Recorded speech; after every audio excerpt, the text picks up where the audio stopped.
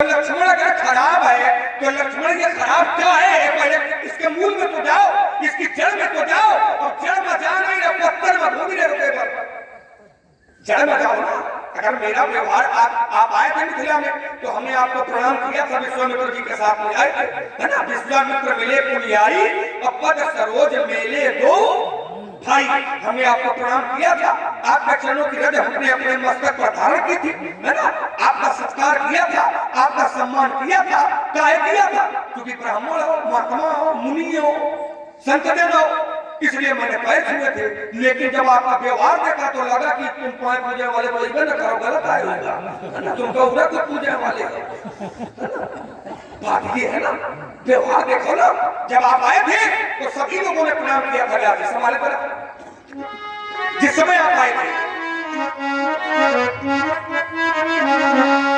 तेरी अवसर सुन शिव धनु भंगा, तो आय मुख कुल कमल पतंगा, फेंकी महीप सकल सकुचाने, अपाज झपट जनु लवा लुकाने, अपितु समेत कहीं कहीं में जनामा, और करने लगे सब दंड प्रणामा, और झटक बहोरी आय सिरनावा, और सीय बोलाई प्रणाम करावा, आशीष दीन सखी हरसानी, और निज समाज लय गई सयानी।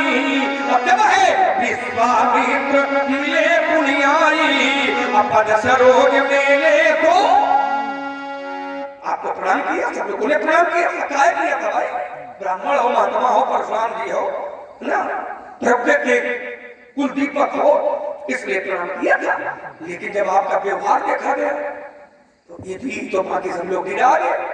हम गिरा दिया आपको उठाने में, ये सब लोग आपसे भयभीत है, पर यहाँ भय भी नहीं आ सकता है, क्योंकि भय आई कहाँ जब राम जी कृपा कर रहे हैं, तो भय का कोई प्रश्न चिन्ह नहीं है। तो आपका जो व्यवहार है भाई, ये धर्म नगरी है। आपने कहा लक्ष्मण अपमान कर रहा है, और धर्म नगरी में तो लक्ष्मण अपमान एक ही बार कर रहा है कि देखा आप धर्म नगरी बता रहे हो, यही का तो नाश करे अपमान एक ही बार कर रहे हैं, जिसको धर्म नगरी परशुराम जी बता रहे हैं। और धर्म नगरी है तो ये शास्त्र का उल्लेख कहता है कि पूरा नर नारी सुभग सुचि समता और धर्मशील ज्ञानी गुण, ऐसे लोग रहते हैं। और ऐसे लोग जिस नगर में, जिस नगरी में, जिस गांव में रहते हो, संत रहते हो, साधु रहते हो, धर्मशील रहते हो, धर्मात्मा रहते हो, उनका तो नाश करे पर उतारू हो जाए तो ईमानदारी से बताओ का सम्मान हो, सम्मान हो का हो, या हो जो हुई रहो, है ना। एक पहचान है। आइए व्यास जी, दूसरा तर्क हमने कहा कि उसको पूछने की आवश्यकता नहीं है, वो तो अलग है ही। तो आपने कहा नहीं, वो स्पष्ट रूप से अलग हो। आपने कहा कि धनुष तोड़ने वाला स्पष्ट रूप से अलग हो। तो आकाश में चंद्रमा जब होता है तो स्पष्ट नहीं होता है क्या? आकाश में जब चंद्रमा उदय होता है तो स्पष्ट नहीं होता है क्या?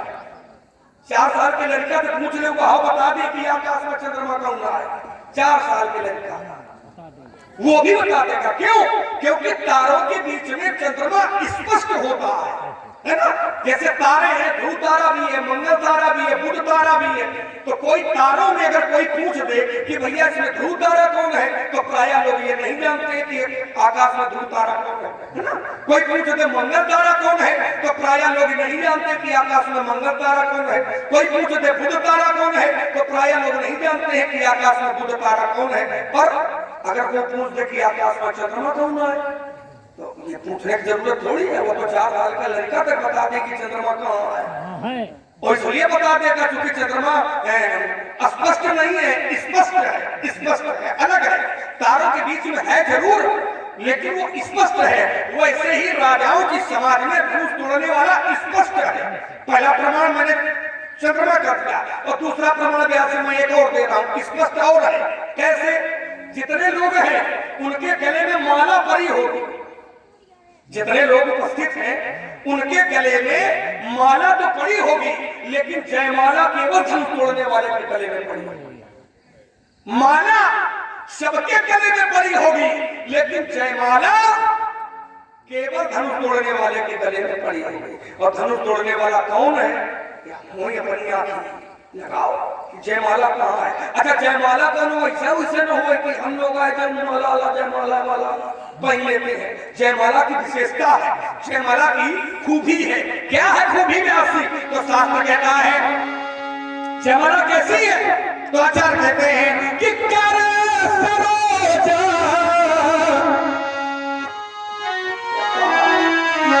जयमाला सुहाई।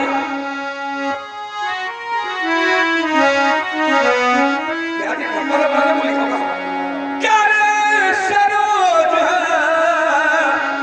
जयमाला सुहाई। जानकी जी के हाथों में जयमाला सुहाई। जयमाला कैसी है? तो आचार्य कहते हैं कि विश्व विजय शोभा जनु छाई। धनुष तोड़ने वाले के गले में जो जयमाला पड़ी है वो विश्व विजय शोभा जनु छाई। वो विश्व विजय की शोभा झलक रही है उसमें, विश्व विजय की। क्यों? क्योंकि सभी उपस्थित थे यहाँ पर। देवता भी थे, राजा भी थे और दैत्य भी थे।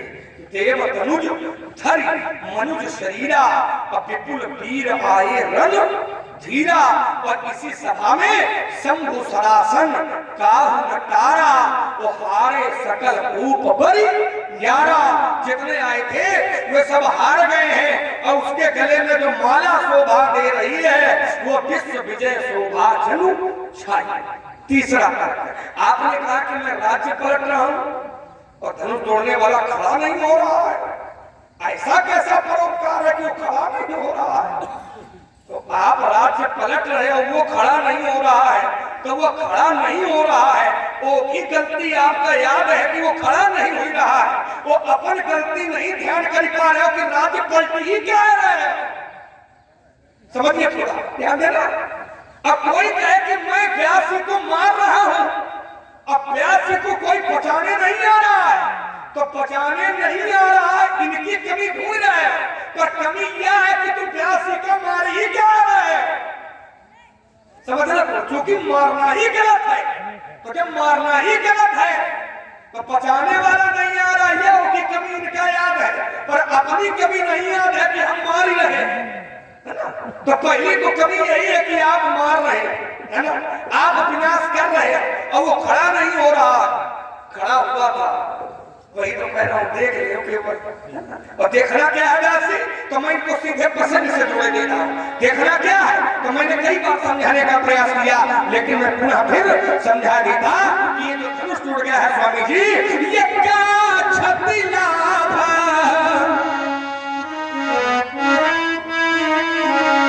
ये चीर्ण धनु तोरे नयन के भोरे छुअत टूट रघुपति न दोषु मुनि बिनु काज करी कतरो। ये तो छूटते ही टूट गया, तो इसमें रघुनाथ जी का कोई दोष नहीं है। मैं पुनः फिर अपनी राजकुमार लक्ष्मण तुमने कहा छुअत टूट रघुपति न दोषो। देखिए दो तर्क मुख्य रूप से आए लक्ष्मण के, दोनों का आप समय से उत्तर करने का प्रयास करता हूँ। एक राजकुमार लक्ष्मण तुमने कहा छुअत टूट, तो ये बात समझो छुअत टूट कभी हो नहीं सकता। छुअत टूट के दो अर्थ लगाए जा सकते हैं। पहला अर्थ छुअत टूट माने छूने से टूट गया, क्यों तुमने कहा जीर्ण झंड बोले बोले वो जीर्ण था, सड़ा गला था, तो छुआ तो टूट गया। तो ये बात बिल्कुल गलत है। क्यों? किसी वस्तु में परिवर्तन की स्थिति ये दर्शाती है कि उस पर बल का प्रयोग किया गया। पहले धनुष था सजा और धनुष गया है दो टुकड़े में, देखिए चाप खंड महिला। तो अर्थ है कि बल का प्रयोग किया गया, छूने से टूटा नहीं। हाँ, दूसरे उपाय और लक्ष्मण कह सकता है बोले छुअत टूट, इसका अर्थ लोग ये भी प्राय कर देते हैं इसमें दो भाग है, घटनी और शुरुआत। बोले जिस समय खींचा गया तो दोनों भाग आपस में छू गए, दोनों भाग आपस में छूते ही टूट गया, दोनों भाग छूते ही टूट गया। अगर छूते ही टूट गया तो भी धनुष तोड़ने वाला दोषी है। क्यों? धनुष को कितना खींचा जाए तो कान खींचा जाए, और तुम ज्यादा खींच के मिला दो दोनों सिरा एक में और कहो छुअत ही टूट गया, बोले कोई दोष नहीं है, तो ये स्वीकार नहीं होगा। या तो शस्त्र का प्रयोग ठीक नहीं किया गया है और पूरे बल से उसे तोड़ा गया है, ये बिल्कुल यथार्थ सिद्ध है। अब एक बात हमने बार बार कही, बोले आप धरती पलटा ही कह रहे हैं, बोले कोई बचाने इसमें बना तुमने रस लिया है राजकुमार लक्ष्मण, अब कह रहे हो दूसरी ओर, बोले लक्ष्मण ऐसा कर कह रहा है, बोले तुम धर्म की धरती को पलट ही कह रहे हैं। लक्ष्मण ने दोनों तर्कों में बार बार यही बात बार बार कही।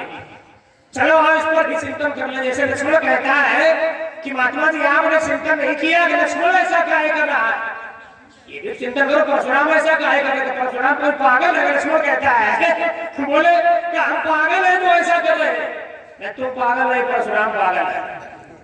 धनुष साधारण नहीं, भगवान शंकर का कैसा धनुष रसवालो, ये तो साधारण धनुष है। सोई पुरारी को दंड कठोरा, राज समाज आज जे ही तोरा। सोई पुरारी को दंड कठोरा, भगवान शंकर का सोई पुरारी को दंड ऐसा कठोरा जीव नहीं है, वह कठोरा कठोर धनुष। और किसका है? पुरारी का, भगवान शंकर का।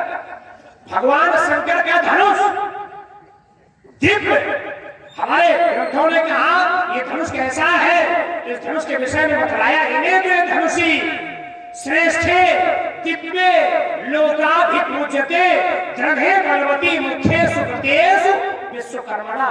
विश्वकर्मा के द्वारा बनाए हुए दिव्य श्रेष्ठ त्रैलोक में पूजित धनुष आज इसी धर्म की धरती पर, माने धार्मिक व्यक्ति कोई गलत कार्य करे तो उसे दंड नहीं मिलना चाहिए, और धार्मिक व्यक्ति यदि गलत कार्य करेगा तो भी उसे दंड मिलेगा। आज धार्मिक धरती पर कार्य गलत हुआ, उस धार्मिक धनुष का खंडन करके इसी धरती पर फेंका गया। किस धरती पर? देखे चाप खंड महीना रे, देखे मैंने धनुष उसी धुन पर पड़े थे, तब मैंने कहा उलटे वही जहां ले तब राजू। जिस धरती पर ऐसा कार्य हुआ है वो धरती पलट लेने के योग्य है। चाहे धार्मिक व्यक्ति माने भगवान, एक धर्म का कार्य करने वाला व्यक्ति, धार्मिक व्यक्ति क्या चाहे जितने अपराध करे सारे क्षमा हो गए, अपराध चाहे कोई करे, अपराध में सबको मिलता है। तो यहाँ पर इसी धरती पर धर्म का अपमान हुआ, धार्मिक धनुष का खंडन किया गया, तो दंड नहीं मिलेगा। भगवान शंकर कैसे है? तुम त्रिभुवन गुरु वेद वखाना, त्रिभुवन के गुरु भगवान शंकर साधारण नहीं। शंकर जगत बंद जगदीशा, सुर नर मुनि सब नाम शीशा, ऐसे महान व्यक्तित्व के धनुष का खंडन कर दिया गया। लक्ष्मण कह रहा बहुत अच्छा कर रहे हैं, माने अगर कोई व्यक्ति, ध्यान देना जरा, लोग बड़ा इसको हंसी में ले रहे हो, तुम्हारे गांव में शंकर जी का मंदिर बनाओ और कोई आकर के तोड़ दे और कोई व्यक्ति विरोध करे तो तुम कहोगे बढ़िया कर रहे हो भाई, बहुत अच्छा कर रहे हैं। भगवान शंकर का ही पूजनीय धनुष, परशुराम उस धनुष के प्रतिशोध में खड़ा है, धर्म के पक्ष से खड़ा है।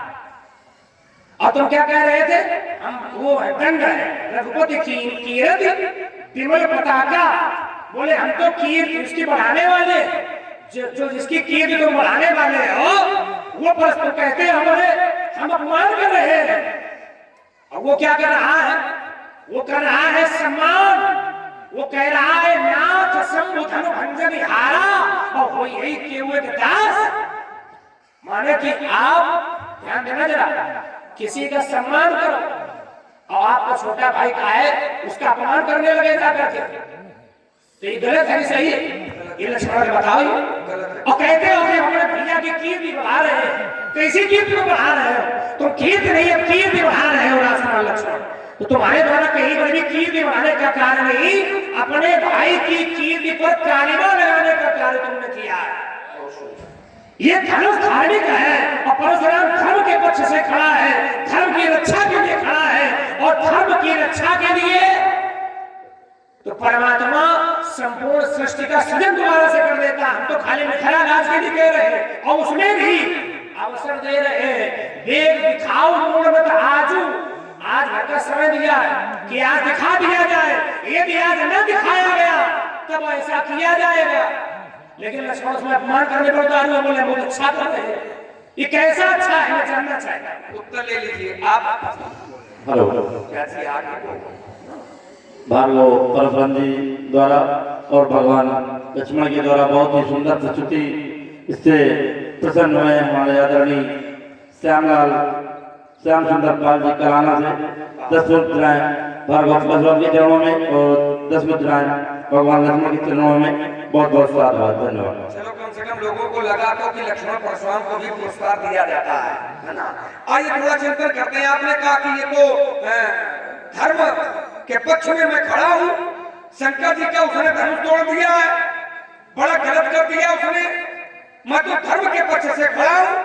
आपने कई बार जोर दिया कि कोई मंदिर आपके गांव में शंकर जी का बना हो, कोई मंदिर तोड़ के चला जाए तो बताओ ये गलत है कि सही है। थोड़ा चिंतन करिए कि गांव में कोई मंदिर है और कोई मंदिर तोड़ दे तो तोड़ने वाले की भैया लोग आरती उतारते हैं कि वो का हजकत है। मंदिर कोई तोड़ करके चला जाए तो मंदिर तोड़ने वाले के साथ में क्या व्यवहार होता है? वही ना। पर ये आपने कहा धनुष मंदिर है, आपने उदाहरण मंदिर से दिया ना कि जैसे कोई मंदिर तोड़ दे वैसे धनुष तोड़ने वाले ने धनुष को तोड़ दिया। और धनुष तोड़ने वाले धनुष को तोड़ा, माने उसने मंदिर को तोड़ दिया। और मंदिर को तोड़ दिया तो उसके साथ व्यवहार क्या हो रहा है ये भी तो ध्यान दें। और समस्या ये है कि आपको मंदिर का तोड़ना दिखाई दे रहा है। एक मंदिर का निर्माण भी होता है और निर्माण भी तोड़ करके ही होता है, जिसको जीर्णोद्धार कहते हैं। तो तुमको जीर्णोद्धार नहीं दिखाई पड़ रहा, टूटना दिखाई पड़ रहा है कि मंदिर तोड़ेगा और मंदिर तोड़ देंगे। जीर्णोद्धार कैसे? इधर आओ तो हम खड़े हैं। नहीं यहाँ न खड़ो, यहाँ हमारी जगह है, हमारी जगह में तुम कब्जा आज हम बैठा न करे। अरे हाँ राजा हम जहाँ खड़े होते हैं वहीं से उनकी प्रारंभ होती है। ये तो जबरदस्ती है आपकी। राजा जनक ने ये हमको दिया है, सब मंचन पे मंच के सुंदर विशद विशाल अमूल समेत तो बंद तो आप बैठा रहे मूल समेत तो बंद तुम नहीं हो, तुम्हारे लिए वो आए मिलो ऐसा ठाल रहा घूमत रहा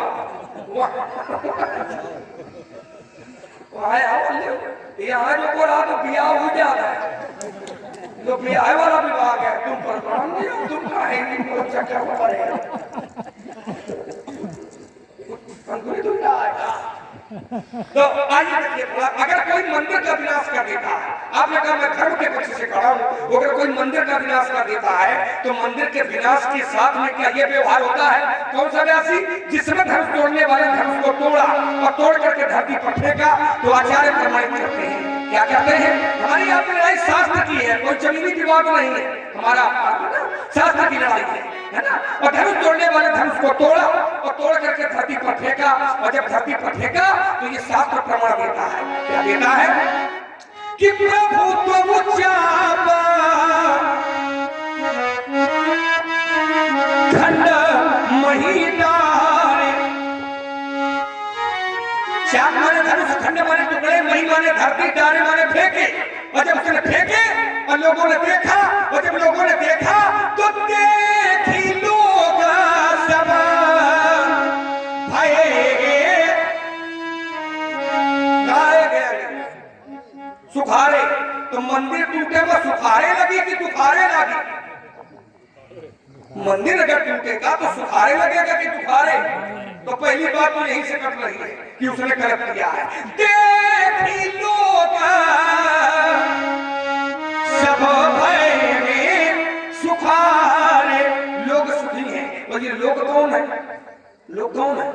लोग हैं जनकपुर के निवासी, क्योंकि धनुष यज्ञ की लीला में जहाँ जहाँ लोग शब्द का प्रयोग हुआ है वहाँ का संबंध है जनकपुर के निवासियों से। और जनकपुर के निवासी कैसे हैं तो शास्त्र हमें फिर प्रमाण देता है कि निवासी कैसे हैं। तो आचार्य कहते हैं कि पूरा नर नारी सुभग सुचि संता और ये धर्मशील ज्ञानी गुण। ईमानदारी से सोचिए कि कोई मंदिर गिराता है तो मंदिर गिराने वाले की क्या धर्मशील प्रशंसा करते हैं, ज्ञानी लोग क्या तारीफ करते हैं मंदिर गिराने वाले की, संत जन के आरती उतारते हैं। और यहाँ हो रहा है, क्या हो रहा है वैसे तो शास्त्र कहता है करही आरती, ये थी तोड़ने वाले की करही आरती, करही आरती, करही आरती पूरे नर नारी। ईमानदारी से सोचिए कि मंदिर गिराने वाले की भैया कोई आरती उतारता है क्या? आरती नहीं उतारता, यहाँ पर गलत नहीं हुआ है ना। धनुष तोड़ने वाले ने धनुष को तोड़ करके धनुष को गलत नहीं किया, तोड़ करके उसने अच्छा किया है। तभी पूरा त्रैलोक्य धनुष तोड़ने वाले की जय जयकार कर रहा है ना, पूरा त्रैलोक्य जय जयकार कर रहा है। आप कहते हो मैं धर्म के पक्ष से खड़ा हूँ, हाँ बिल्कुल धर्म के पक्ष से खड़े हो तो धर्म के पक्ष से अधर्म न करो, आपो धर्म करो। हम उस पक्ष में थोड़ी कि आप धर्म के पक्ष से न खड़े हो, धर्म के पक्ष से खड़े हो लेकिन अधर्म मत करो। अगर धर्म के पक्ष से खड़े हो तो, क्योंकि धनुष तोड़ने वाले ने धनुष को तोड़ करके गलत नहीं किया है, उसने अच्छा किया है, अच्छा किया है।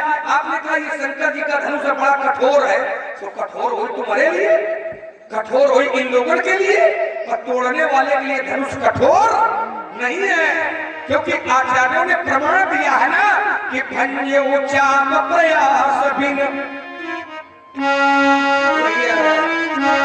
भंजे उचाम प्रयास बिन जीव गज पंकज नाल। गज माने हाथी और नाल माने कमल की डंडी, तो कमल की डंडी है धनुष, वो हाथी कमल की डंडी है धनुष, वो हाथी है तोड़ने वाला। अब ईमानदारी से बताओ कि कमल फूल की डंडी को तोड़ने में हाथी को कितनी ताकत लगती है? कमल की डंडी तोड़ने में हाथी को कितनी ताकत लगती है? तो ये कठोर संसार के लिए होगा, कठोर मेरे लिए होगा, कठोर इन लोगों के लिए होगा धनुष, लेकिन तोड़ने वाले के लिए कठोर नहीं है। क्यों? आपने कहा कि ये तो दिव्य है, दिव्य, तो तोड़ने वाला दोनों ऐसे होगा। अगर धनुष दिव्य है तो तोड़ने वाला ही दिव्य ही होगा, साधारण नहीं होगा। क्योंकि सीता साधारण नहीं है, सीता साधारण नहीं है तो तोड़ने वाला साधारण कैसे हो जाएगा? क्योंकि साधारण का विवाह साधारण से होता है, वो असाधारण का परिणय असाधारण से होता है। क्योंकि सीता ही साधारण नहीं है, सीता जनक की बेटी कहलाई गई है, लेकिन यथार्थ ये है कि सीता योनिजा नहीं है, सीता तो अयोनिजा है। कभी सृष्टि में ऐसा देखा गया है? जो भी पैदा होता है वो योनिज होता है ना, लेकिन सीता अयोनिजा दिव्य है, सीता भी दिव्य है और धनुष भी दिव्य है। आपने कहा है तो तोड़ने वाला भी साधारण नहीं होगा, वो भी दिव्य ही होगा। इसलिए लड़ाई झगड़े का विचार पंडित जी अपने मस्तिष्क से निकाल दो, ऐसा न हो कि तुम कौन दही के धोखे चूना खा जाओ, है ना। हेलो, बहुत ही सुंदर प्रस्तुति में हमारे प्रसन्न हुए हैं श्री मोतीलाल पाल जी महादेव से 10 मुद्राएं भगवान परशुराम के चरणों में और 10 मुद्राएं लक्ष्मण के चरणों में अर्पित हैं। और साथ ही 101 मुद्राएं कमेटी को सहयोग किया है। बहुत बहुत साधुवाद, बहुत बहुत धन्यवाद। राजकुमार लक्ष्मण तुमने कहा कि उसकी जय जयकार हुई, उसकी जय जयकार हुई लोगों ने पुष्प वर्षा की, उसकी आरती उतारी। कोई एक व्यक्ति हमसे खड़े होकर ये कह देता कि महात्मा जी वो बहुत अच्छा है, उसकी आरती उतारी जा रही है। जब वो इतना अच्छा है जिसकी आरती लोगों ने उतारी, लोगों ने निछावरी की, जय जयकार की, तो भाई सब बातें माने ले रहे। लेकिन कभी लोग तो आए बता नहीं रहे। जब हमने कहा व्यक्ति अच्छा है, ध्यान देना, व्यक्ति अच्छा है, सत्य पथ पर चलने वाला है, सतोगुणी कार्य करने वाला है, तो सत्य को क्या कोई छिपाता है? तब फिर छिपाया काहे जा रहा है? विषय यहाँ पर खड़ा है। अगर छिपाया जा रहा है तो कहीं ना कहीं कुछ ना कुछ गड़बड़ जरूर है। आइए गड़बड़ को जांचते हैं। राजकुमार लक्ष्मण, तुमने एक बात कही, कहा के बोले वो जीर्णोद्धार हुआ। जीर्णोद्धार शब्द हमने टोका भी था। जीर्णोद्धार बोले आपको टोकना दिखाई पड़ रहा है, लेकिन जीर्णोद्धार दिखाई नहीं पड़ रहा, लक्ष्मण ने कहा। तो राजकुमार लक्ष्मण ये बताओ, जीर्णोद्धार में जो भवन होता है मंदिर का, वो तोड़वा करके पुनः बनाया जाता है, और कभी कभी उसमें मूर्तियों की प्राण प्रतिष्ठा भी दोबारा करा दी जाती है, दोबारा करा दी जाती है। और इस धनुष के प्राण निकाल लिए गए, धनुष तोड़ करके, क्या इसकी प्रतिष्ठा लक्ष्मण दोबारा करा सकता है? अगर लक्ष्मण करा सकता है तो हम मान लेंगे कि हाँ जीर्णोद्धार हो रहा है और हमें दिखाई नहीं पड़ रहा है। लक्ष्मण अगर इस धनुष की प्राण प्रतिष्ठा दोबारा करा दे तो मैं मान लूंगा कि हाँ जीर्णोद्धार किया जा रहा है और हम जीर्णोद्धार से संतुष्ट हो जाएंगे। हाँ बोलो, आपका समझ में बिल्कुल, क्योंकि तोड़ने वाला साधारण नहीं है, तो परशुराम भी साधारण नहीं है। हम आपकी कोई बातें नहीं कर रहे, हम तो तोड़ने वाले के पक्ष से बात कर रहे हैं ना। आप अपने को कहो कि साधारण नहीं है, हम कुछ कहना चाहते हैं, आपने समय भी दिया। जीर्णोद्धार में लिया, आप बोल लो पहले। जीर्णोद्धार में हमने जीर्णोद्धार में समझ दिया। तुमने कहा जीर्णोद्धार आपको दिखाई नहीं दे रहा, तो धनुष का जीर्णोद्धार कैसे? आप सुनो तो बोल कर बताइए ना, ऐसे कैसे बताइए? बोलो बोलो। क्योंकि तोड़ने वाला साधारण नहीं है, तोड़ने वाला वो है जिसके हाथ में रघुनंदन पानी तीर्थ है। क्योंकि तोड़ा है राम जी ने, और राम जी है भगवान, और भगवान के हाथ से जो जीव का प्राण निकल जाता है, उस जीव का उद्धार ही हो जाता है। उदाहरण दे रहा है, राम जी ने जिन मृगों को अपने बाणों से मारा है तो उनका उद्धार ही हुआ। जे मृग बाण राम के मारे ते तन तज सुरलोक सिधारे, वो मृग जो राम जी के बाणों से मारे गए उनका उद्धार हुआ है। उद्धार, अब आपने कहा क्या प्राण प्रतिष्ठा होगी? बिल्कुल होगी, क्योंकि ये जीव है प्राण, और ये शरीर छोड़ देता है तो क्या जीव मरता है? क्या जीव नहीं मरता। यह जीव निकल करके दूसरे के मंदिर में, मंदिर रूपी घर में प्रवेश कर जाता है, और नया शरीर उस जीव को प्राप्त हो जाता है। वैसे ही दधीच महाराज के आपने का प्राण निकाल लिए गए, तो प्राण निकाल लिए गए तो क्या प्राण को खा गई क्या? वही प्राण किसी दूसरे प्राणी में शरीर में जाएंगे तो दूसरा प्राणी बन करके तैयार होता है। कोई यही संसार की नियमावली भी है। यह जीव है जो बोल रहा है, ये निकलता है तो ये कहीं ज्यादा थोड़ी है। ये दूसरे नवीन परिधान, नवीन घर मान लो, नवीन मंदिर मान लो, है ना, या नवीन शरीर मान लो, उस शरीर में प्रवेश करता है और इस जीव का इस धराधाम पर फिर पुनर्जन्म होता है। अब दधीच जी का पुनर्जन्म होगा ये मैं नहीं कह सकता, क्योंकि मैं भविष्य वक्ता नहीं हूँ। मैं केवल वर्तमान की बात कर सकता हूँ कि उनका उद्धार हुआ है, क्योंकि राम जी साधारण नहीं है। क्योंकि ये दिव्य है, इसलिए मैंने कहा था कि तोड़ने वाला भी दिव्य होगा। क्यों? क्योंकि सीता भी साधारण नहीं है। सीता क्या है दासी? तो दो पंक्तियां मैं पढ़ता हूँ और उसी से निचोड़ निकल जाएगा। सीता क्या है? तो शास्त्र कहता है कि जनक सुता, जनक सुता जगत जननी जानकी, ओ अतिशय प्रिय करुण नाम जनक सुता जनक सुता जग जननी जननी माने माँ जग माने जग माने संसार सीता कौन है संसार की माता तो तोड़ने वाला हमारा पिता ना हो संसार का पिता क्योंकि सीता जगत की माता तो तोड़ने वाला जगत पिता होगा और जो जगत पिता के जिस प्राणी के प्राणों का उत्सर्ग हो जाता है महाराज उसका सीधे उद्धार ही होता है। तुम्हारी बात हम समझ में आ रही हो तो दूसरी भाषा में समझाओ कि अब तुम निकलिए जाओ किसी मंदिर में बैठ कर पूजा पाठ करो। राजकुमार एक देखिए तुमने कहा कि उद्धार होगा, देखिए तुमने बात जो कही तुमने कहा उद्धार होगा, उद्धार विषय अलग है और पुनः जन्म। देखिए जो जन्मे सो निश्चय नासे और जो नासे सो पुनः प्रकाशे। जिसके प्राणों का अंत होता है उसका पुनर्जन्म होता है, लेकिन जिसका उद्धार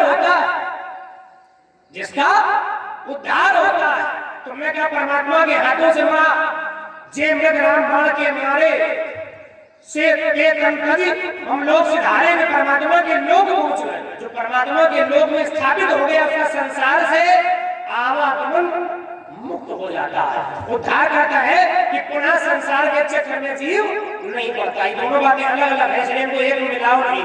अच्छा अलग बिल्कुल हम आपको देखिए जाओ अरे जाओ इसलिए क्योंकि तुम्हारी समझ में नहीं आ रहा, हमारे पास सब प्रकार है, हमारे पास सब प्रकार है। हमसे बहुत चलिए भाषा दिखाओ देखिए तो भाषा दिखाने की आवश्यकता नहीं है, ये तो सभा से भाग जाओगे, चलो नहीं या गुल्ली डंडा खेल लिया थोड़ी देर सभा से भाग जाओगे, अपनी जब धन संभालेंगे अफवाह के चक्कर में धनुष का सर उठा लेंगे। अरे मुझे सुनो ये रघुवंश सकता है नहीं नहीं कर सकता है, इस व्यक्ति को लगता है कि सब किसका खा लेंगे। तुम्हें क्या हो गया मुनि? अरे जो कहते ही तो चाहते हैं अजगत के तीर सिंहों को मुनि भाषा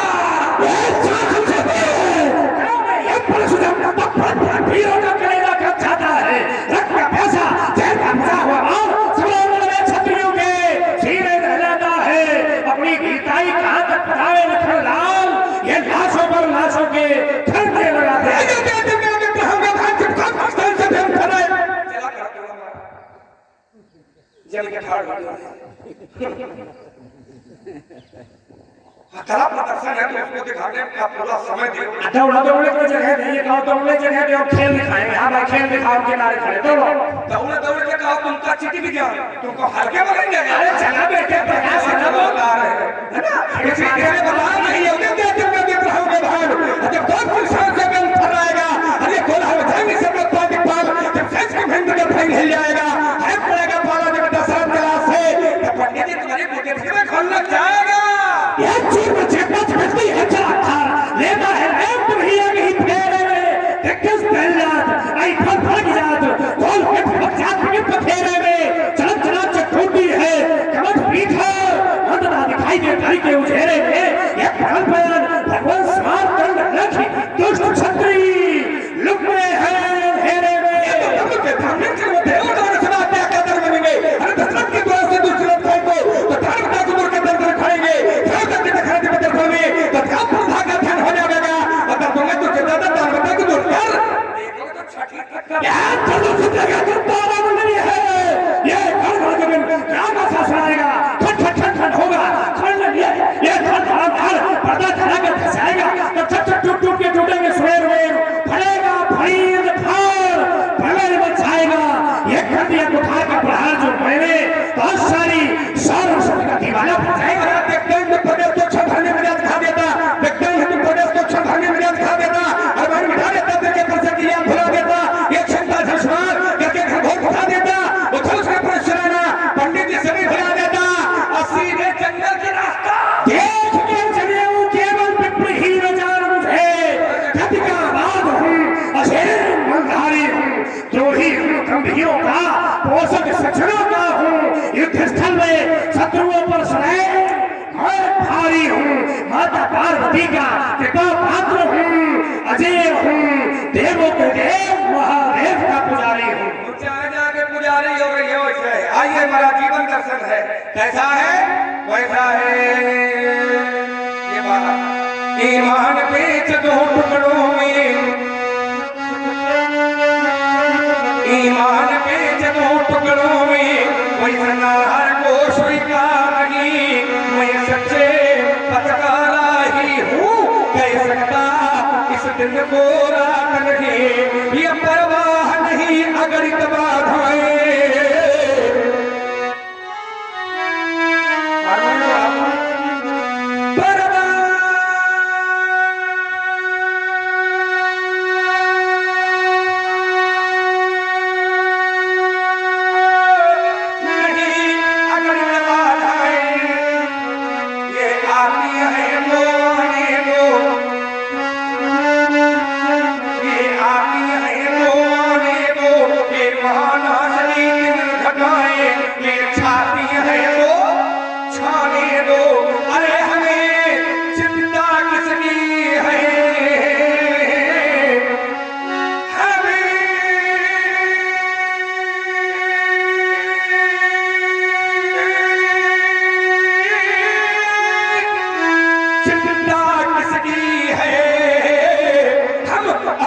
इस पथ पर मत वाले तूफान भले झंझामों में हम कभी नहीं रुकने वाले, मैं आशावादी मानव हूँ,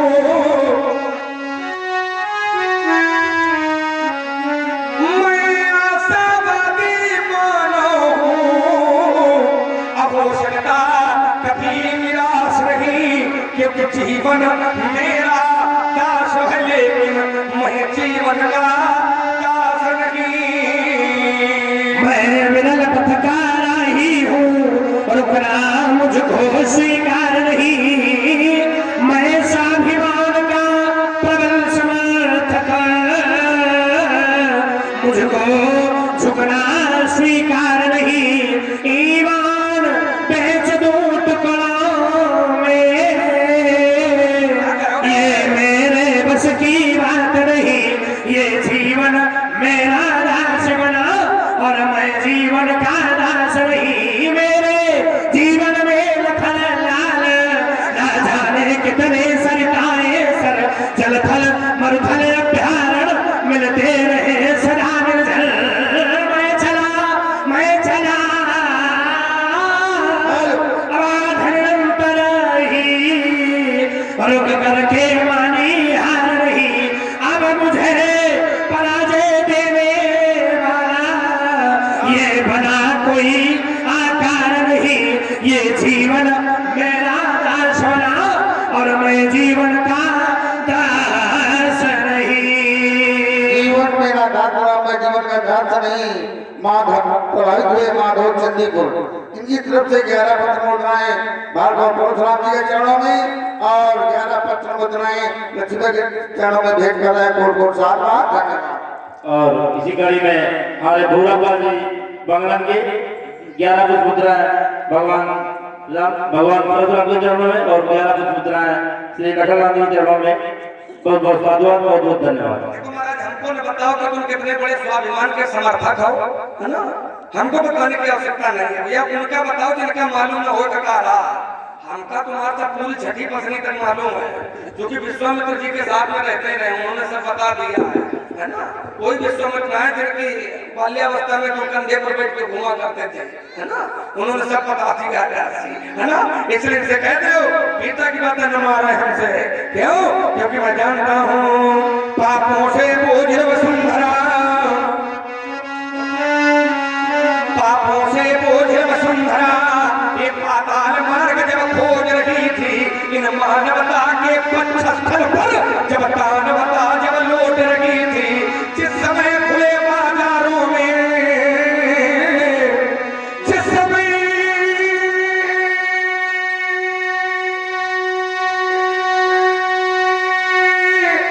खुले बाजारों में ये कन्याएं बेची जाती थी, बूढ़ी अनाथ अबला कमवे बटकों को दे दी जाती थी। ये बूढ़े हो जाते जभी पिता, ये बूढ़े हो जाते जभी पिता, इन्हें गंगा में बहाया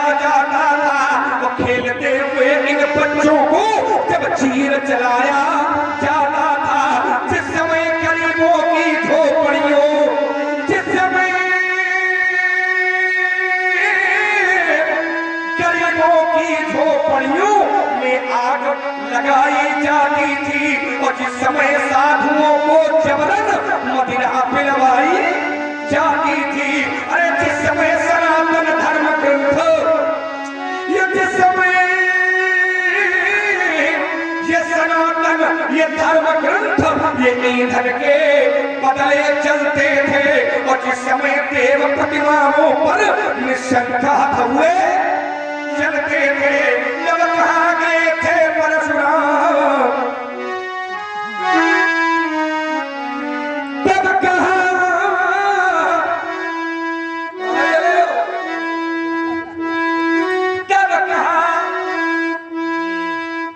गए थे परशुराम, तब नहीं सामने आए थे, तब हाथों में लेकर धनुष बाण ये रघुकुल नंदन आए थे, ये वही वंश है महामुनि, ये वही वंश है महामुनि, जिसने राक्षस दल मारा है, अब पड़ गए चरण उस पत्थर पर, तो उस पत्थर को भी तारा है। जिस कुल में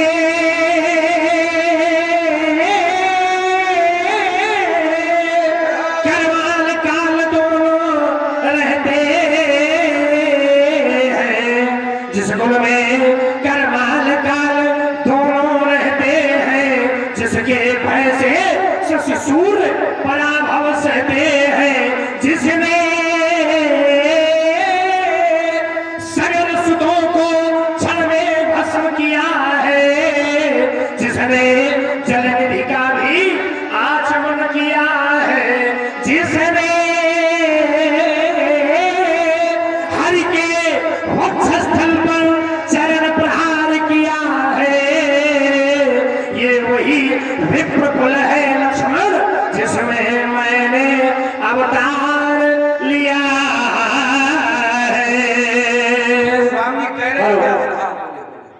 बहुत ही सुंदर प्रस्तुति में हमारे आदरणीय श्री चंद्रपाल बंगला निवासी, इनकी तरफ से 20 मुद्राएं श्री भागवत भगवान की चरणों में और 20 कुछ मुद्राएं लखन जी के चरणों में समर्पित है। बहुत बहुत साधुवाद, बहुत बहुत धन्यवाद। देखिए परशुराम जी ने कहा कि लक्ष्मण मैं वो हूँ जिसने समुद्र का भी पान कर लिया था, मैं वो हूँ जिसने सगर सुतों का भी संहार किया था, मैंने कपिल। अब इन्होंने जो लड़ाई शुरू कर दी है, अब वो लक्ष्मण परशुराम से हट गई है लड़ाई। अब इन्होंने इस लड़ाई को राजनीति का रंग देना शुरू किया। अब लड़ाई इन्होंने जातिवादी कर दी है। मैंने कहने का अभिप्राय कि मैं ब्राह्मण हूँ, मेरा जन्म ब्राह्मण घर में हुआ है, तो देखो महाराज ब्राह्मण घर में हुआ है तो लक्ष्मण कोई ब्राह्मण विरोधी नहीं है ना। लक्ष्मण का विवाद परशुराम जी से है, न कि ब्राह्मण जाति से। ब्राह्मणों का मैं आदर करता हूँ, सम्मान करता हूँ, पूरा ध्यान रखता हूँ। तो लड़ाई हमारी व्यक्तिगत लक्ष्मण परशुराम की है, वो आप लड़ाई होता जातिवाचक उसको ब्राह्मण क्षत्रिय में किए दे रहे हो, ये ठीक नहीं है। अब फिर कहते हो मैं वही हूँ जिसने भगवान हरि की छाती पर, अर्थात इनके बाबा परशुराम जी के बाबा ने भगवान हरि विष्णु की छाती पर चरण प्रहार कर दिया था, है ना। इनके कहने का अभिप्राय कि मैं वो हूँ। देखो महाराज, मारने वाला कभी भी आज तक बड़ा नहीं बना। मारने वाला ये लड़का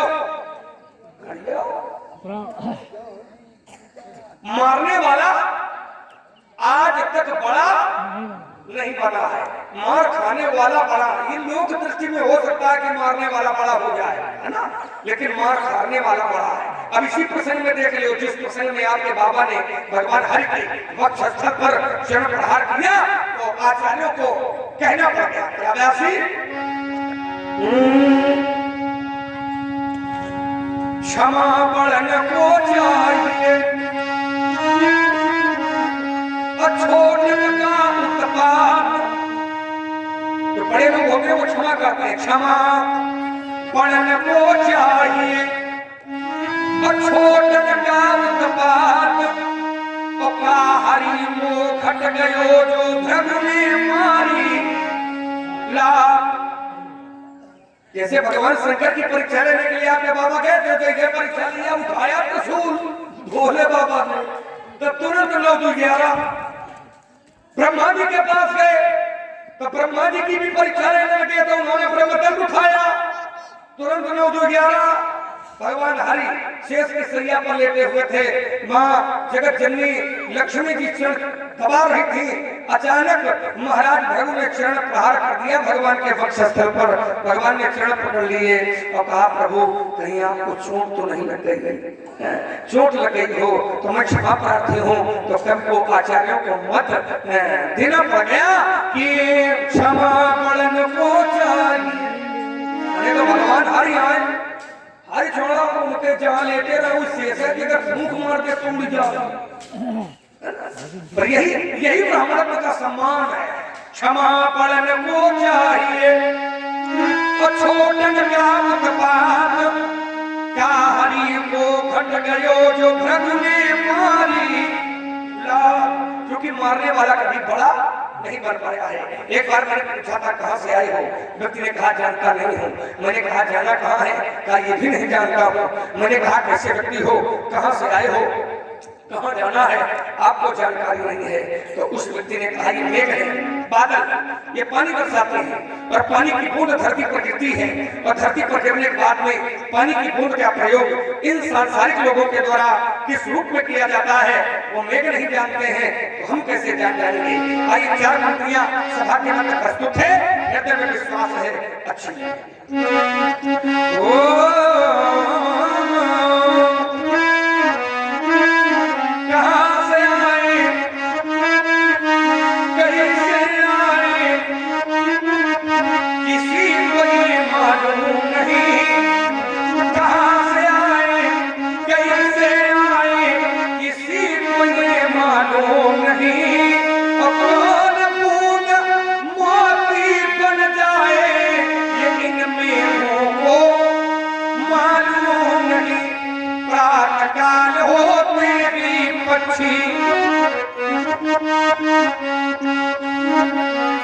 ये कान्हा चुगने चल देते हैं। मित्रों, कवि ने पक्षी शब्द का प्रयोग किया है और ये पक्षी कोई और नहीं है। पक्षी का संबंध अर्थ हम लोगों से है। प्रातः काल होता है, हम सभी लोग अपने अपने घरों का त्याग कर देते हैं, परिश्रम करते हैं और उस परिश्रम के बदले में जो हम लोगों को धन मिलता है, उस धन से हम सभी लोग अपने अपने परिवार का उदर पोषण करते हैं। कवि ने कहा, ये प्रातः काल होते भी पक्षी ये कान्हा चुगने चल देते हैं, छोड़ घोंसले में बच्चों को इस जीवन की नैया खेलते हैं, लेकिन ये प्राण पखेरु कब उड़ जाए। व्यक्ति घर से निकला और शाम तक नहीं पहुंचा तो व्यक्ति के परिवार वाले चिंता करते हैं। छोटे छोटे बच्चे अपनी माँ के पास जाते और माँ से कहते हैं, मैया पिताजी सुबह निकले थे, रात हो गई, अभी वापस नहीं आए। तो यही समाज के वयोवृद्ध लोग कहा करते हैं कि व्यक्ति घर से निकले तो मित्र ये ठिकाना नहीं होता कि शाम को सुरक्षित आएगा अथवा नहीं आएगा। और तभी तो कवि को कहना पड़ गया कि ये प्राण पखेरु कब उड़ जाए, ये अपने बच्चों को मालूम नहीं, प्राण बूंद मोती बन जाए, ये इनमें वो मालूम नहीं। तो अनजाने राही देखो, अनजाने कहते हैं अपरिचित को, राही कहते हैं मार्ग में चलने वाले व्यक्ति को। कभी ने पूछा, मार्ग में चलने वाले कौन है? एक नहीं है, 2 है। फिर दोनों ने पूछा कौन है? कहा एक का नाम है वर और दूसरे का नाम है कन्या। वर और कन्या ये 2 अनजाने राही, 2 अनजाने राही। एक अवसर आता है इनके जीवन काल में, कौन सा?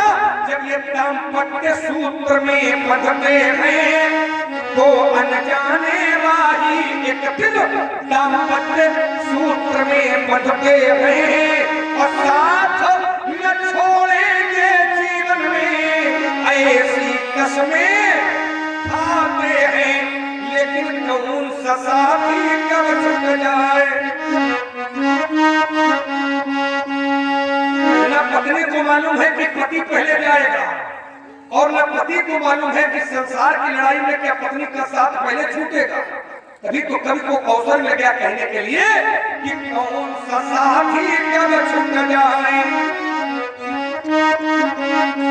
ये दंपति को मालूम नहीं तो कहां से आए कैसे आए किसी को ये मालूम नहीं। ऋषि दधीच का दान विश्व में, ऋषि दधीच का दान विश्व में अमृत का वरदान हो गया। तो शिल्प कलाकारों के द्वारा अब पत्थर भी भगवान बन गया। शिल्प कलाकारों के द्वारा अब पत्थर भी भगवान बन गया। लेकिन कौन शिला शंकर बन जाए, पर कौन शिला शंकर बन जाए ये उन शिखरों को मालूम नहीं। अब कहां से आए कैसे आए किसी को ये मालूम नहीं। हेलो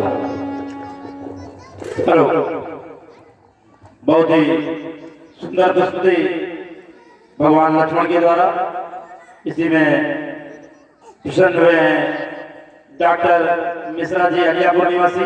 आपकी तरफ से 11 पुष्प मुद्राएं 11 पुष्प मुद्राएं भागवत परशुराम जी के चरणों में और 11 पुष्प मुद्राएं लक्ष्मण जी के चरणों में समर्पित है। बहुत बहुत साधुवाद। और एक छोटा सा बच्चा है आज अपना नाम हर्ष बता रहा था। 51 रुपये भागवत परशुराम के चरणों में समर्पित है और 51 रुपये लक्ष्मण जी के चरणों में समर्पित है। बहुत बहुत साधुवाद, बहुत बहुत धन्यवाद। राजकुमार लक्ष्मण ने कहा कहां से आए कैसे आए ये किसी को मालूम नहीं। कौन बूंद मोती बन जाए काल मेघों को मालूम नहीं। बूंद स्वच्छंद है, आकाश से चलती है, धरती पर गिरती है। कौन सी बूंद मोती बनेगी, कौन सी धूल में मिलकर नष्ट हो जाएगी। और यदि वही बूंद कदली पर गिर जाए, स्वाति नक्षत्र का लक्षण बताया, तो कहा कदली पर गिरे तो कपूर बनती है, वंश पर गिरे तो सलोचन बनती है, विषधर के मुख में गिरे तो विष बन जाती है।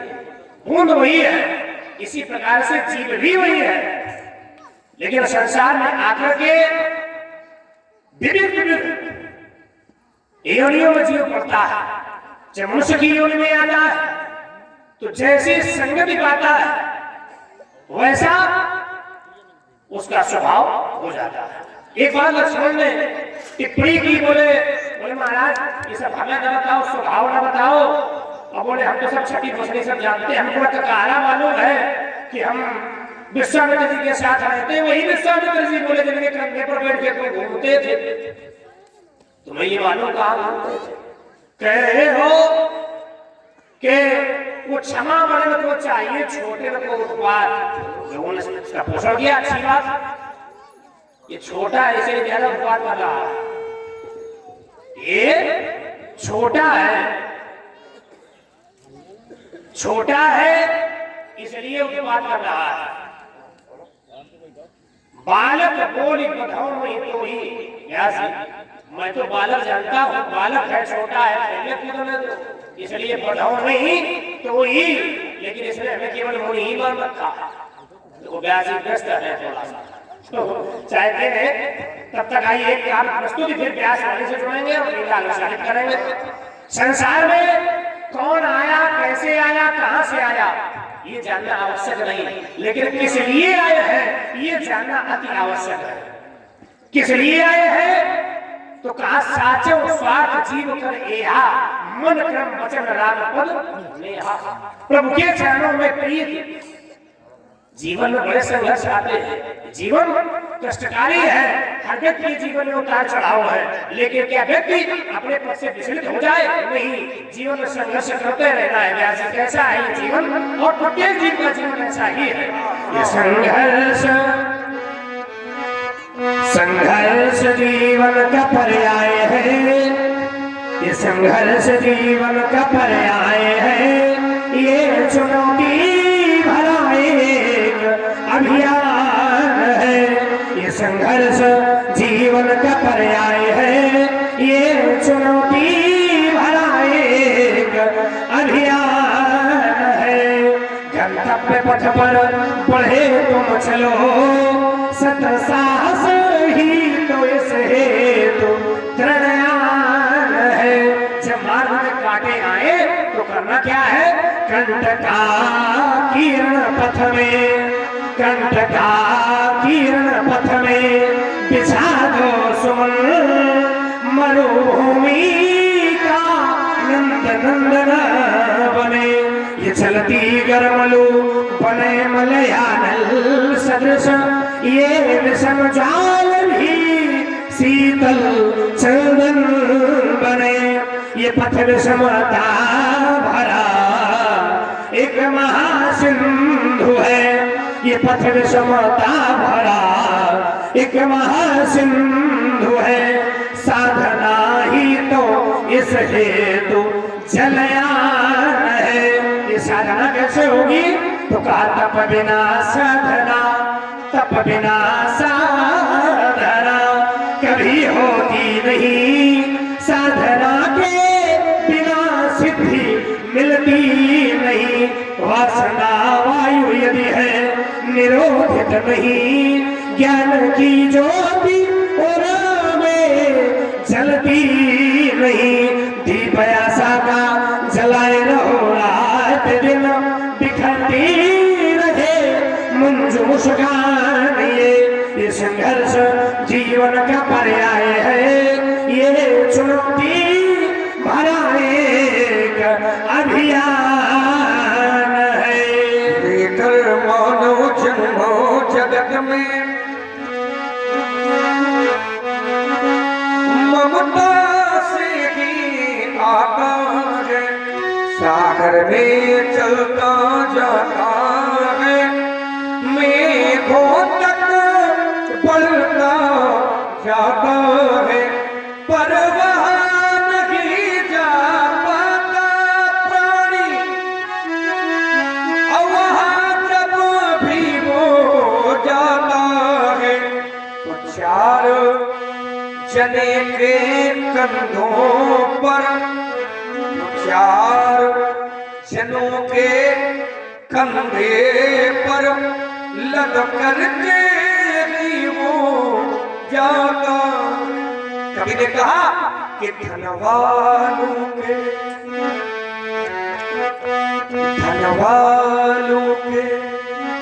बलवालों के बड़े बड़े बेटे हैं, किंतु लकड़ों के नीचे वो चुप हो लेते हैं।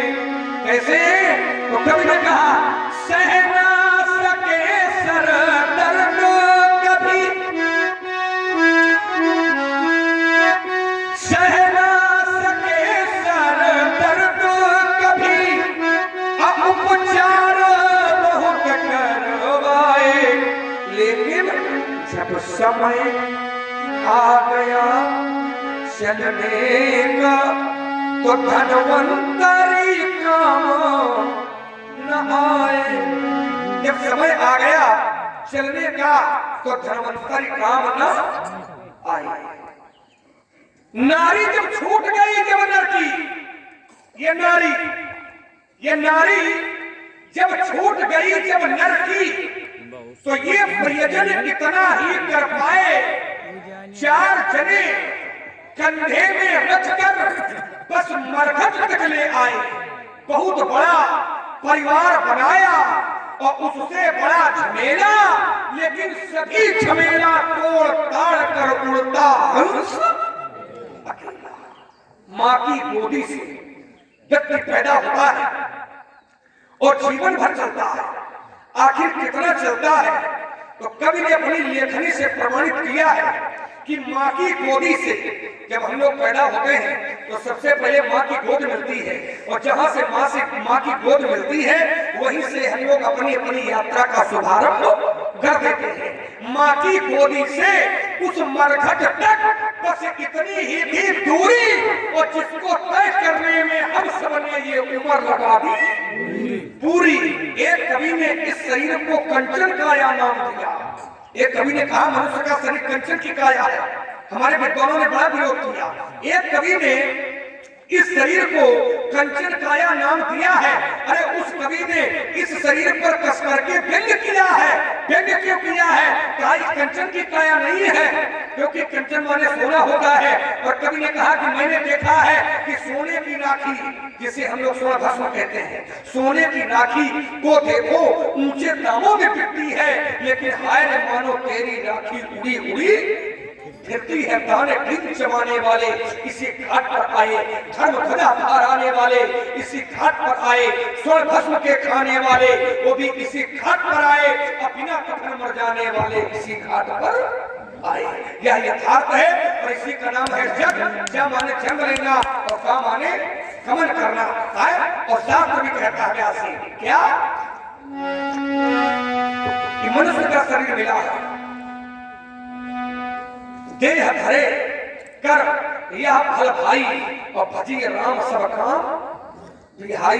नर्तन पाई विषय मन देही, तो पलक सुधा पे 60 विश्व लेही। क्योंकि ये जो शरीर मिला है, ये शरीर केवल शरीर नहीं है, ये तो साधन धाम और मोक्ष का द्वारा।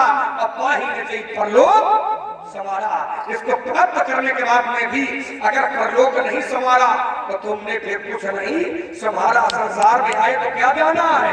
पत्नी जाना, भाई जाना, मित्र जाना, और गलत तो जाना, लड़ना लड़ाना जाना। कहा जाना रात में झगड़ा हो गया, लड़ना हम तो सुन रहे थे, ठीक नहीं है। संसार और बड़ा परिश्रम लगता है समिति का, और गांव के लोगों का तब ऐसे सुंदर आयोजन होते हैं। और उन आयोजनों में पिंड डालना ये अच्छे पुरुष की निशानी नहीं है ना। कम से कम तुम लोग तो देख भी सकते हो बाहर जाकर के कहीं भी राम नहीं आए, है ना। लेकिन माताएं मैंने कहा जाती है राम नहीं।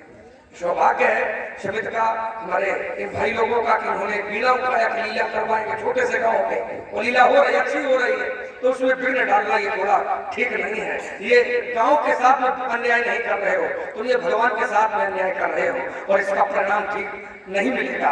इसलिए अगर सुधार सको तो सुधार लो, क्योंकि यहाँ पर हरियर खेत हिरनी तरनी चढ़ गई। अरे अब हम चेत बचेत यहाँ चला बचाएंगे, है ना। उन्हें तो चले जाओगे मित्र, कोई नाम नहीं लेगा आपका, है ना। नाम उसी का लिया जाता है जो इस संसार में कुछ करता है। तभी तो कहता हूँ क्या जाना है तुम्हें? पत्नी जाना, भाई जाना, लड़का जाना, बिटिया जाना, लड़ना जाना, मित्र जाना, करेक्टर जाना, परिवार जाना, सब कुछ धीरे धीरे जाना है। लड़ना जाना, लड़ना जाना, और लड़के अकड़ जाना। लड़ना जाना और लड़के अकड़ जाना। अगर इतना भी तुमने जाना है तो तुमने कुछ भी नहीं जाना है। क्यों? क्योंकि अगर उसको नहीं जाना है जहां पर अंत समय जाना है, अगर उसको नहीं जान पाए हो तो तुम संसार में कुछ भी जान नहीं पाए हो। इसलिए वो नहीं जान, और मेरा सा विचार है कि वो नहीं। ऐसा कौन है धर्मात्मा जो नहीं जानता है? सारा संसार जानता है। क्या जानता है व्यासी? बजाइए थोड़ा।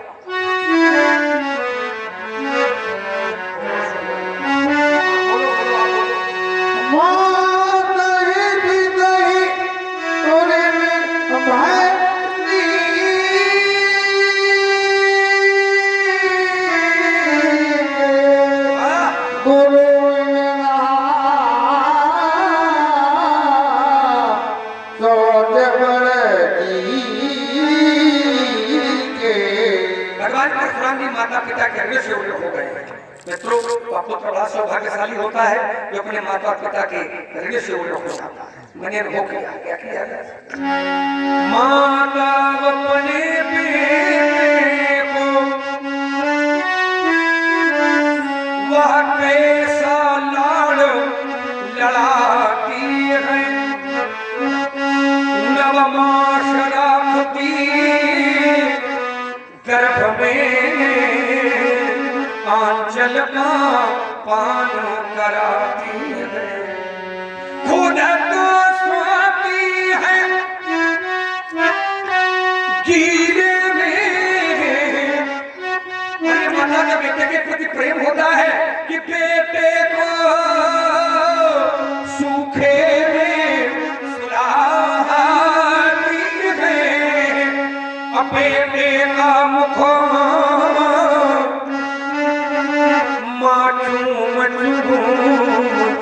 उपल से उपल बनाती है।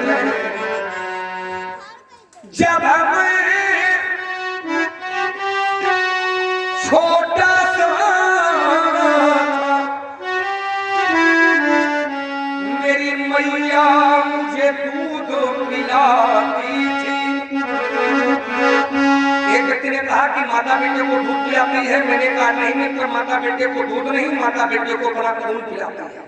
क्योंकि ईश्वर ने ये शरीर दिया है और यही शरीर माताओं को मिला है। और माताओं के शरीर में कहीं पर कोई चोट लग जाए, अन्यथा माताओं का कोई एक अंग काट दिया जाए तो केवल रक्त का स्राव होता है, केवल खून निकलता है। दूध निकलता हो तो सभा का कोई भी व्यक्ति बोल सकता है, दूध नहीं निकलता। पर वही माता जो अपने रक्त को, अपने खून को भी दूध के रूप में परिवर्तित करके अपने बच्चे का पालन पोषण कर दे, ऐसी शक्ति का नाम माता। और तभी हमारे विद्वानों ने माता का स्थान पिता के स्थान से 1000 गुना बड़ा बताया है। तो मुझे याद है जब मैं छोटा सा मेरी मैया मुझे दूध पिलाती थी। भूखी रह जाती स्वयं मगर, लेकिन मुझको भर पेट खिलाती थी। मैं कभी कभी रोने लगा, मेरी मैया भी रोने लगती। खिल खिला जब भी मैं हंस देता तो मेरी मैया भी हंसने लगती। तभी तो कहता हूँ कि मीठे मधु से मीठे, मीठे मधु से मीठे, मीठे हैं बोल। और ये विश्वास रखना कि मैया की ममता का नहीं कोई मोल, मैया की ममता का नहीं कोई। समय का चक्र ऐसा घुमा, परशुराम ने अपनी माता का ही वध कर दिया। परशुराम पिटुआ क्या राखी मोरी मोहन, लोग सब साखी सोचन हमारे माथे का।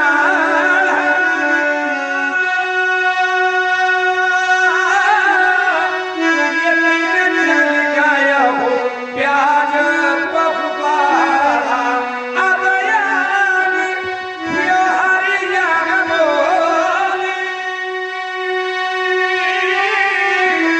तुरंत देऊ मैं थैली खोली, सिया राम जय जय राम, राम सिया राम जय जय राम। व्यवहारिक बुलाओ, तुरंत थैली खोल करके दे दूंगा, शेष ऋण उसकी भी पूर्ति कर दूंगा। राजकुमार लक्ष्मण के द्वारा प्रस्तुत वक्तव्य माता पिता ही वर्ण भय नीति के अंतर्गत लक्ष्मण ने स्मरण करा दी। जिस समय